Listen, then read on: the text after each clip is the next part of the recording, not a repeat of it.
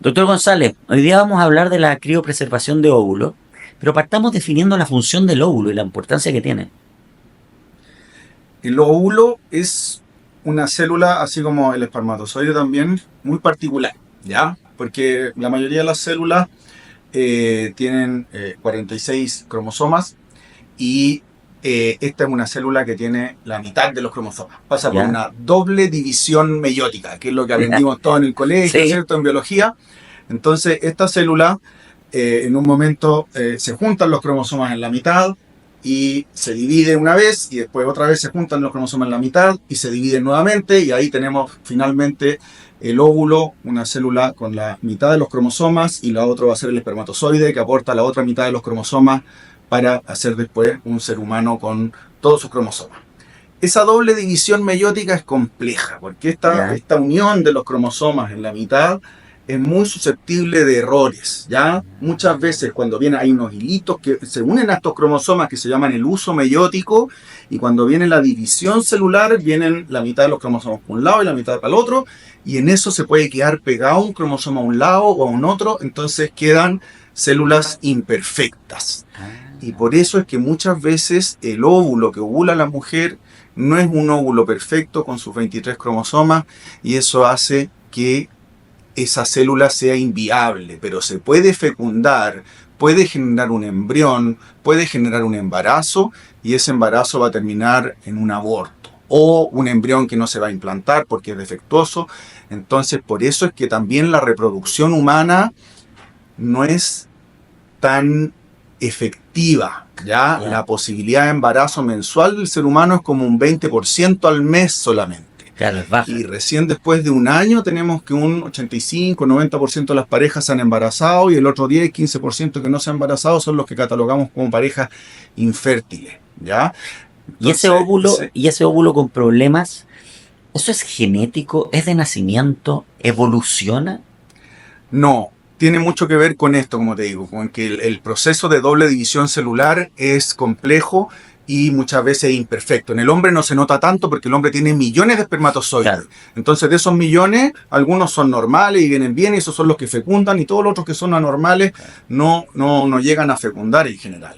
Pero en el óvulo se nota mucho porque es una célula. Claro. Entonces, eso hace que, como digo, que la posibilidad de embarazo sea baja y la posibilidad de aborto sea alta. Y eso lo vemos mucho en los ciclos, por ejemplo, de ovodonación y tiene que ver mucho con la edad de la mujer. Ya. Por eso las donantes son mujeres jóvenes, menores de 30 años, fértiles, sanas, y a ellas les sacamos hartos huevitos, les sacamos 10, 12, 15, 20 óvulos.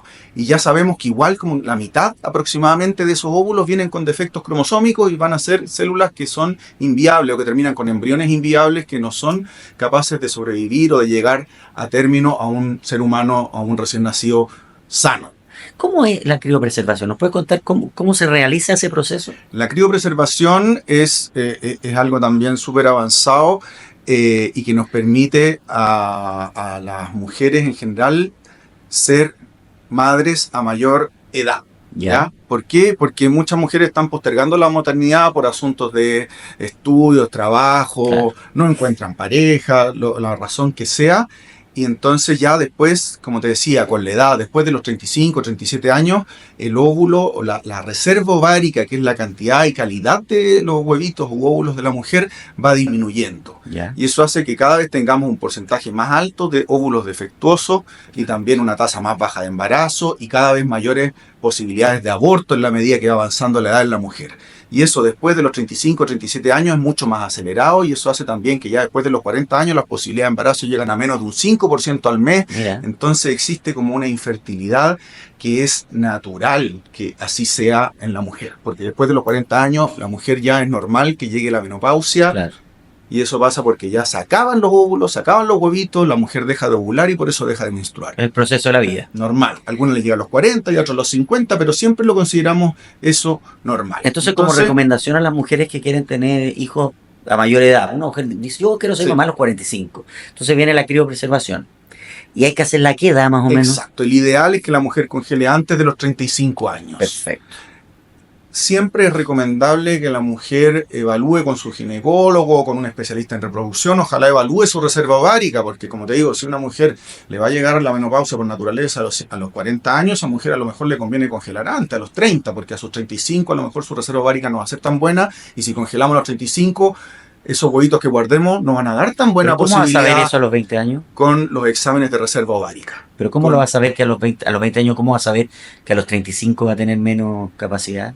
Existe un examen que se llama hormona antimileriana y además otro que es el conteo de folículos en la ecografía transvaginal que nos permite evaluar la reserva ovárica en la mujer. Perfecto. Entonces yo a los 25, a los 30, a la edad que sea, yo a la mujer le puedo hacer ese examen y con eso yo voy a saber cómo está su reserva ovárica y si a ella tiene todavía tiempo como para pensar, bueno, si a los 30 tiene buena reserva ovárica, tranquila, podemos congelar a los 32, a los 33, a los 35. Pero si a los 30 su reserva ovárica ya está más o menos, congelemos lo antes posible, porque si tú todavía no quieres tener hijos, lo que conviene es congelar y mientras más huevitos saquemos y a menor edad, mejores posibilidades futuras vamos a tener de embarazo. Ya, ¿cómo es el proceso?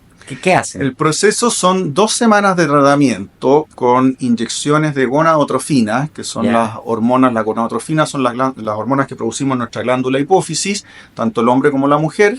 Y esas hormonas estimulan al ovario para que la mujer naturalmente ovule todos los meses. Perfecto. La mujer en forma natural, con su producción de gonadotrofina, ovula un huevito al mes. Ella tiene varios. Por ejemplo, partimos con 12, 15 folículos en sus ovarios. Y de esos 12, 15, hay uno solo que madura, que se transforma en el folículo dominante, y es el que produce la ovulación, y por eso la mujer cuando se embaraza de un bebé. Perfecto. Pero en la vitrificación de ovocitos queremos estimular con dosis altas para que esos 12, 15 que contamos al principio del ciclo, cuando la mujer está con regla, crezcan todos. Perfecto. Entonces le damos dosis altas de gonadotrofina durante el mismo periodo que demora en madurar el huevito normal, que son 2 semanas, estamos 10, 12 días dando inyecciones, vamos haciendo seguimiento, 1, 2 ecografías por semana para ir viendo cómo van creciendo esos folículos y cuando ya están del tamaño adecuado, le decimos ya, pasado mañana vamos a hacer la aspiración de huevitos, desencadenamos la ovulación con una inyección final,